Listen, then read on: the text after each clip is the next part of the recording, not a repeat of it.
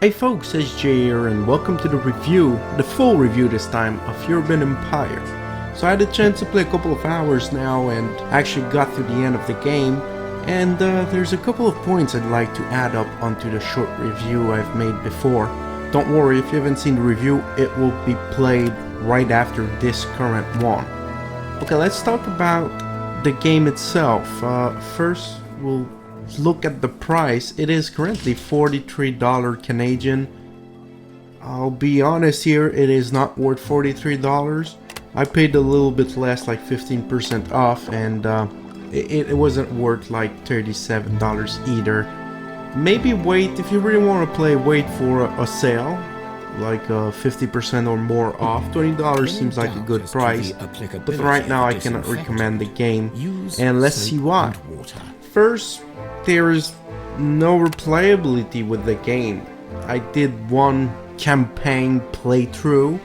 It lasts about 4 hours because I'm always at speed 4. It's quite enjoyable for the first 3, maybe 2 hours, let's say 2 hours, because I didn't just sat down straight. I had other things to do in the day, so I had to go and come back. But after 2 hours total, there's nothing really new coming into play. You're changing eras, but nothing really changes except now after era 3, you can actually lose elections and get kicked off the game, and just all this time for nothing. So that's not a good feature, but otherwise the replayability is terrible. It sucks, it really sucks. Now let's see why. First, the voting system, which is, let's face it, probably the only reason most people were interested in this game, it's broken. It's just too easy. There's no challenge in the voting. No matter what the party are doing, you just need to threaten them, to plead them all the time. Just spam it every month, and they will always get influenced toward your choice. And worst case scenario, if your vote doesn't go through, you can still overrule it, which kind of sucks because it only costs prestige. But it's pretty hard to lose prestige because the game is also absolutely easy to abuse on the taxation. You can tax up to the sky everybody, you get a lot of money, and then you can spend all that money to keep everybody happy. So you always get a lot of prestige, everything seems to be going in your favor, there's absolutely nothing ever challenging your power. I don't see the difference at this point between this game, where you were supposed to have roadblocks in your way, and SimCity Skylines or City Skylines or SimCity. There's no difference. You can be a total despot, a tyrant, or the most benevolent leader that just bows down to anyone who votes, and it changes nothing in the end because you're still going down the same way. Now let's talk about the technology tree.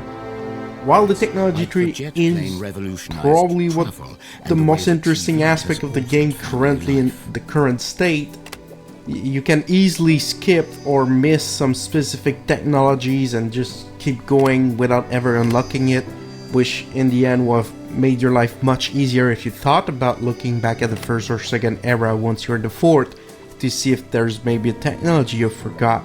The technology unlocks a lot of institutions, their specific buildings, upgrades for them, upgrades for the districts. And what I really hate is that there's no indication that you need to upgrade something.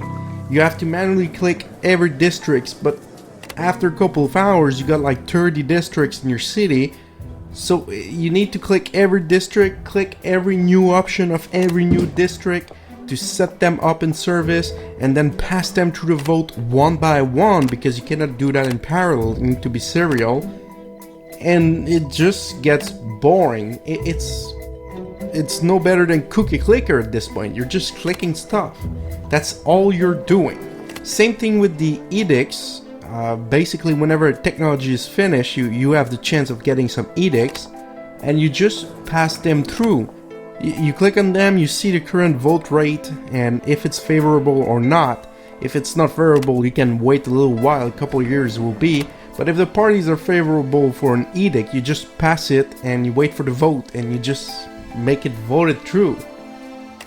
As I said, the UI is extremely clunky. You need to go through many menus, you need to repetitively click everything to get through to where you want.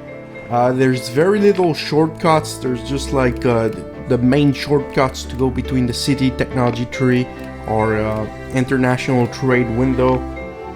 There's nothing else. There needs to be a certain ergonomic set in the game to make it more enjoyable, because right now just clicking 50, 60, 30 times per district is not working. And actually now my mouse has a problem, but I think it's because it's old. But I don't think this game helped. But now when I click, sometimes it double clicks, so I'll probably need to buy a new mouse too. So thank you, Urban Empire, for that. So yeah, basically the gameplay is really what you've seen in the Let's Plays, what I just told you, what probably other reviewers are saying. And I look at a couple of Steam reviews, seems like there's a certain agreement at that level that the game is somewhat not up to expectation of the people. And it's kind of sad, but at the same time I don't know exactly what else we expected from this type of game. There isn't really more changed, and comparatively to other city builders, the laydown is really just clicking a square and setting it in position. There's no placement of building except the institutions. So I don't know exactly what we expected, but that's what we got right now. I gotta say though, the graphics looks very nice. The game runs extremely smoothly. So I do see there has been a lot of work on that level, on the engine, game engine. The graphics looks very beautiful, but the control, the camera control is so terrible. It just goes the wrong way. It's not agreeable to use. I tend to set into a certain position and then not touch it at all afterward. So I guess that's one downside of it right now.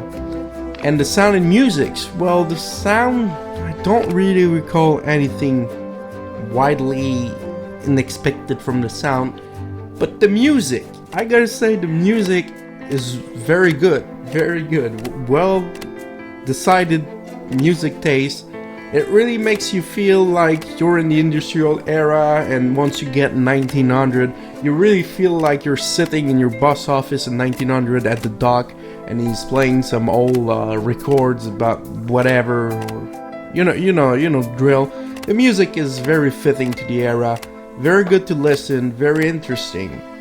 I got to give that was a very surprising factor. But you know, I'm a kind of music guy, so I always notice music when it's really poor and bad, but in this case it's great. It's not worth the $40 price tag, but it's great. So yeah, basically the game kind of a letdown at this point. I guess we can wait what will be the DLC policy about this. Let's not forget we still have Kalypso in the background, so we'll see the DLC policies that will come up with the game. We'll see also if the price goes down. I do expect the price to go down quite tragically in the near future. I don't think they'll be able to keep the $40 price tag on this product. It will just not sell, especially not reviews like my own.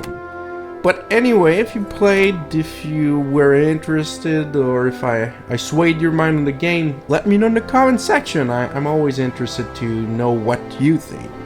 And my attitude face to the game has changed a little bit, as mentioned, but it's still interesting. It's a lovely game. It's just like I cannot justify the price tag at this moment. So folks, hopefully you enjoyed, and if you did, don't forget to drop a like, a share, and comment, and make sure to subscribe for more reviews. See you next time.